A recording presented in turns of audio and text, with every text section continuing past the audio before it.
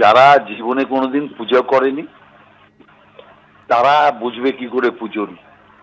ঠাকুর বায়না হয়েছে আর সেই ঠাকুরের পেমেন্ট হয়নি, ফাইনাল পেমেন্ট ঠাকুর নেওয়ার সময় হয়, অতএব জিএসটি বাদ যাবে। এবং প্যান্ডেল যেটা হবে সেটারও পেমেন্ট লাস্টে বাদ যাবে। ফল ফলারি থেকে শুরু করে লাইট থেকে শুরু করে যা কিছু আছে এখনো তার কিছুই হয়নি, শুধু বায়না হয়েছে, অতএব জিএসটি বাদ যাবে। জিএসটি মানেটা আগে বুঝতে বলুন।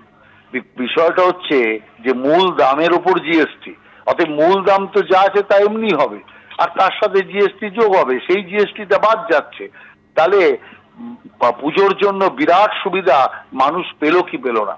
অতএব জামা প্যান্ট যারা কিনবে ওদের পয়সা আছে, কাটমানির পয়সা, ওরা মহালয়ের আগে কেন পারলে আগামী বছরে 26-এর জামা কাপড় কিনে রেখে দেবে, ওদের তো আলাদা। কিন্তু সাধারণ গরিব মানুষ যারা মূলত মহালয়ের পরদিন থেকেই বাজার শুরু করে, এবং তারাও একটা মধ্যবিত্ত শ্রেণী সাধারণ মানুষের একটা বিরাট ছাড় পাবে সমস্ত কেনাকাটার উপরে।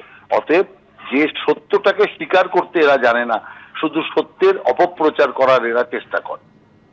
অনেক ধন্যবাদ রাহুল বাবু কথা বলার জন্য। তৃণমূল কংগ্রেসের সোশ্যাল মিডিয়া সেলের ইনচার্জ দেবাংশু ভট্টাচার্য এই মুহূর্তে আমাদের সঙ্গে টেলিফোন লাইনে রয়েছেন। দেবাংশু, আপনি শুনলেন কেন্দ্রীয় অর্থমন্ত্রী নির্মলা সীতারামন বলছেন, প্রধানমন্ত্রী যদিও দীপাবলির কথা ঘোষণা করেছিলেন, কিন্তু অর্থমন্ত্রী দাবি করলেন বাঙালিদের কথা ভেবে, বাংলার কথা ভেবে দুর্গাপুজোর জন্যই মহালয়ার পরের দিন অর্থাৎ 22শে সেপ্টেম্বর থেকে নতুন জিএসটি কাঠামো সিদ্ধান্ত যে কার্যকর করা হবে।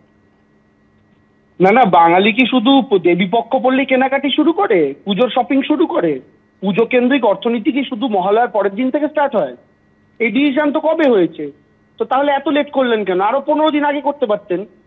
শেষ 7 দিনে তো হয়তো 30% 40% লোকের কেনাকাটি থেকে শুরু করে পুজো সংক্রান্ত যে পারচেস গুলো, পুজোর প্যান্ডেল তৈরি করতে যেসব জিনিস লাগে, সেই সব কিছু তো অলরেডি পূর্বতন জিএসটির হিসাব অনুযায়ী হয়ে গেছে।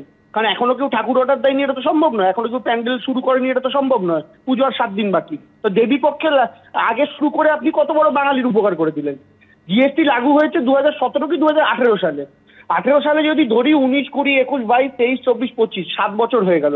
যে রিলিফ গুলোর কথা এখন বলছেন, মমতা বন্দ্যোপাধ্যায় জিএসটি লাগু হওয়ার সময় থেকে চিঠি লিখে যাচ্ছে এই জিনিসগুলো জিএসটি রিলিফ দেওয়া হোক। যেখানে হিরেতে জিএসটি কম, তার তুলনায় রোজকার বাঙালির ঘরে লাগে জিরেতে জিএসটি বেশি। তো এই যে ঘটনাগুলো, এগুলো তো আমরা 2017-18 সাল যবে থেকে জিএসটি লাগু হয়েছে তবে থেকে বলছি। তাহলে 7 বছর ধরে আপনার সরকার গরিব মধ্যবিত্তদের থেকে টাকা লুটলো কেন?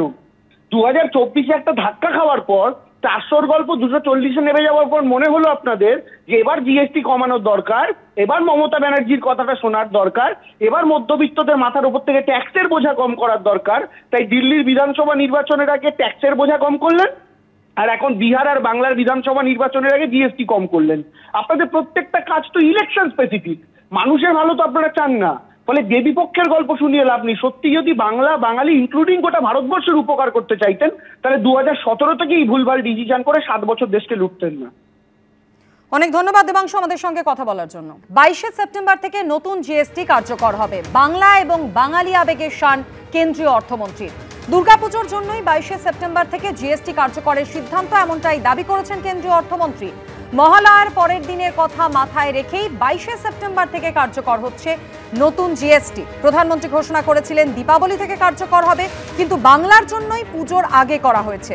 কলকাতায় এসে নেক্সট জেন জিএসটি আলোচনা সভায় দাবি করলেন কেন্দ্রীয় অর্থমন্ত্রী Nirmala Sitharaman.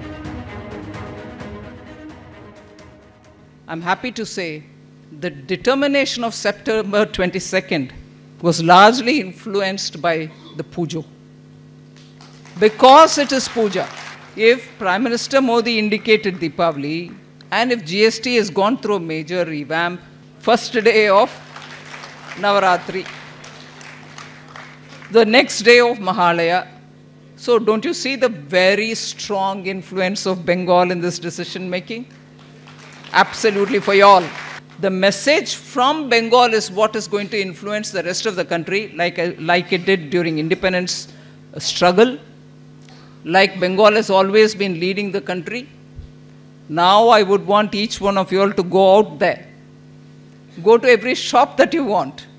Do the purchases. You should show the way, saying Indian economy now benefits from the GST second generation reform.